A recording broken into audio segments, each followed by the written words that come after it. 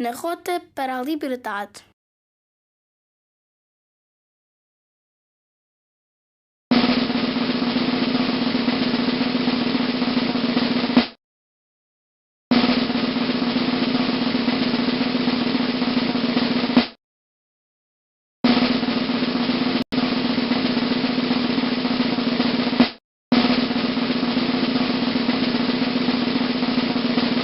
Chamo-me Arki e vou contar-vos uma história sobre um pequeno país à beira-mar plantado. Era um país cinzento e nele viviam os meus avós. Uma família com muitos documentos e histórias para contar. Um país governado por um homem mal encarado, de nariz afiado, que era o chefe de todos e se chamava Salazar. Um país governado por um homem mal encarado, de nariz afiado, que era o chefe de todos e se chamava Salazar. Não se podia discordar do governo, porque existia um polícia diferente de hoje que se chamava Pid. Tinha uns homens muito sisudos que espreitavam as pessoas para ver o que faziam e ouvir o que diziam. Nesse país havia escolas para rapazes e escolas para raparigas, para os que tinham sorte de poder ir à escola.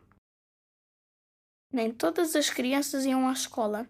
As que eram de famílias pobres tinham de trabalhar. Os homens eram obrigados a ir à guerra em África e muitos morriam. Nesse país era proibido ler e falar sobre tudo o que se queria. Havia censura.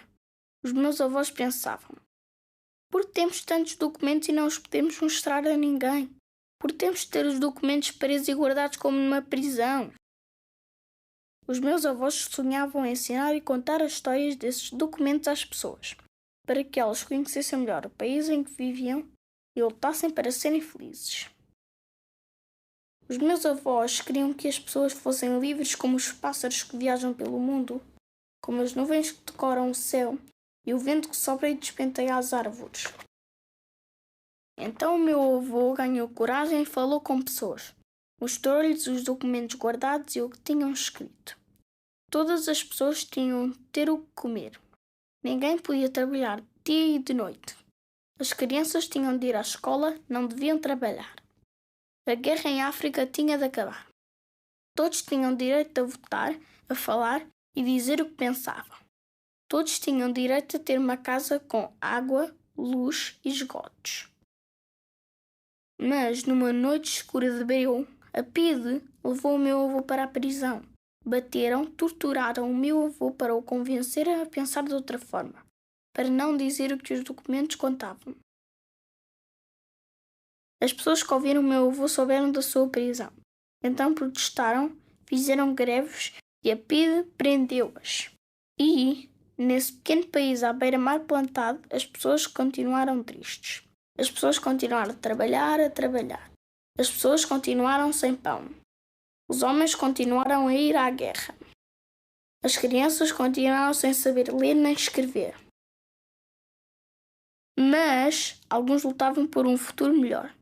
Os soldados cansaram-se de guerras, as pessoas cansaram-se de ficar caladas sem liberdade e revoltaram-se. Um dia, na rádio, ouviu-se a canção Grândola Vila Morena. Grândola Vila Morena. Saíram às ruas homens, mulheres e soldados com armas e balas feitas de cravos. Era o dia 25 de abril de 1964. Chegou finalmente a Revolução dos Cravos. Revolução que não teve feridos nem mortos. Foi uma revolução para gritar liberdade, para semear a felicidade deste povo desanimado. Os presos que nunca mataram, nunca roubaram, saíram das cadeias para a liberdade merecida. O meu avô saiu da prisão e nesse dia as ruas ficaram cheias de gente com sorrisos nos lábios e dedos no ar a fazer o V da vitória e a gritarem: Viva o 25 de Abril! Viva a liberdade! O povo unido jamais estará vencido! Paz, pão, habitação, saúde, educação!